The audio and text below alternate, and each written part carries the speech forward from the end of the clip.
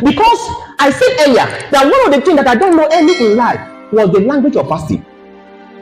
I don't know early until my first encounter that happened in 2014. You know, as I surrendered to God and I was about leaving Bauchi for Benue, and I had an encounter.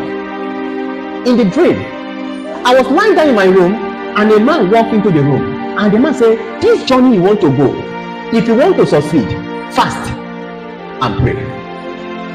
And I told the man that fasting, that I can't fast, so I will be sick. He kept quiet, and I said that if I fall ill and I go to hospital, I will break my fast. The person was quiet, the voice was quiet. Then the next thing that came from him, he said, drink water. So when I wake up that morning, my fasting started that morning in 2014, April 2014. I cannot remember the exact date, but it was April. Because I told the voice that if I fall ill, I will break my fast. Why did I hang it on that point? Because I know that I was a sick man. So I know that even this fasting will not last more than 3 days. I will still fall ill and go to hospital and break it. Because it's a bargain now. So the word drink water, I fast with water. This water, ordinary water, I drink water while fasting. Because the voice that spoke to me said drink water. And I want us to know that before then, I have never embarked on personal fasting before.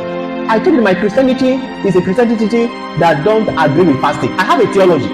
I have a theology that if I teach you, you will never fast. Yes, that time I have a theology. You don't need to fast. You don't need to kill yourself before God will hear your prayer. Those are the theology from my background that I carry as a baggage. Until the voice said fast, and I began to fast. I fasted with water.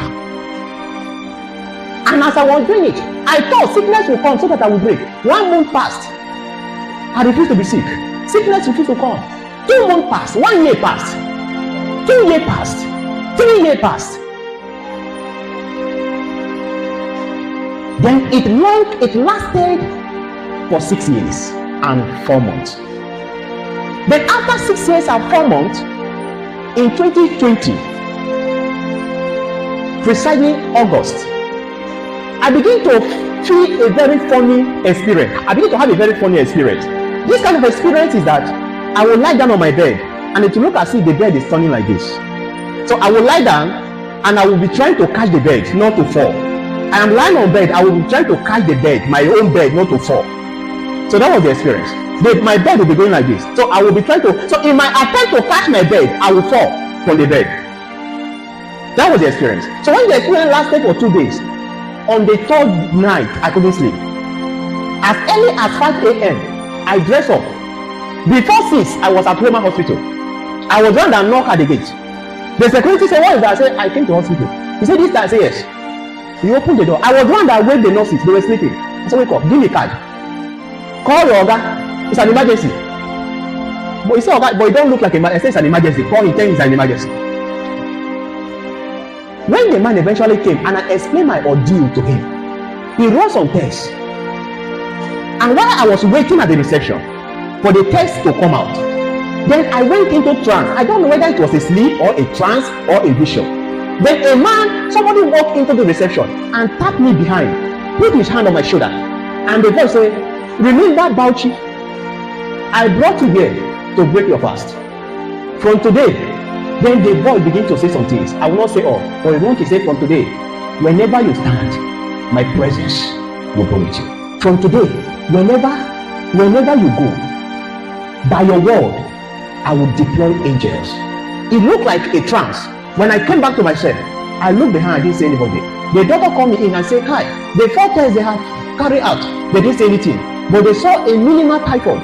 And it's too minimal to my explanation. Well, you want to refer me to teaching hospital. Because this is my explanation, it looks strange. I should go to teaching hospital. Meanwhile, he will give me this drug. I should take this drug today. If I find the thing tomorrow, I don't know how to tell the man that I am no longer sick. Because already the man, my explanation to him was looking like a mystery already. I just accept. I collected the things. I went straight to my auntie's house and I told her that I came sick to hospital, but I'm no longer sick. I'm going home now. When I went home, I broke the fast. And when I break that fast, it happened to me that it affects my appetite. Do you see this eating appetite? My eating appetite was distorted, because within that 6 months, within that 6 years and 4 months, my eating appetite was distorted. I don't have appetite for eating until I married. It was in marriage that appetite came. If not, food would be like this. I would just take 2 and I won't eat again. And listen, don't be ambitious when you are fasting. You need to pay attention to the spirit that instructs you. If you violate that spirit, you might die. Because in between this, I have never tried dry fasting before. But do you know that when the spirit of prayer came upon me in 2018, out of zeal, I want to try dry fasting. I tried it once and I nearly died. I was in the place of prayer at Makurdi International from Friday till Saturday. So on Friday, instead of going home, I refused to go home. So I prayed through to Saturday. Then around 11 p.m. in the night, where in the office where I stay, it looked as if I began to feel a movement in my belly. And the movement looked as if the thing want to eat my intestine. And I began to pray with God, Lord, please, I'm sorry. Pardon me. I won't do this thing again. Never. I won't try it again. I won't try it again. I won't. I begin to plead. I begin to plead for my life to be spared till morning. Till I will wait in the evening to eat again. Because this fasting is what I did to only eat in the evening time. Now, when you are fasting, listen, don't be ambitious. If you begin to feel weak, go and eat. Because a situation where people fast and die, I tell you the truth, some of them will not see God because it will be suicide on their account. It's like they kill themselves. Because even when the Spirit of God prompts them to eat, because they want to do it by ambition. I saw in the television the other day, a man said, I want to defeat Jesus. Jesus fasted for 40 days. He said, I want to defeat Jesus. He fasted and died. It's only in eternity we will know that man will make heaven. Because it might be on his account that he committed suicide. Because he willingly died. So in our learning of the language of fasting, don't be ambitious. When the Holy Ghost says it's okay, even though you want to fast in the evening and you begin to feel your system, then your system cannot join you again. Break it. Eat so that you can live to fast again. Don't fast as if it is your last fast on earth. I see people embark in fasting because of ambition. They do it, and indeed some end it as their last fast on earth. I heard of a man in Benue State. That man used to hold a prayer meeting for 40 days, and within that 40 days he used to fast. On that particular year, the man fasted on the 15th day.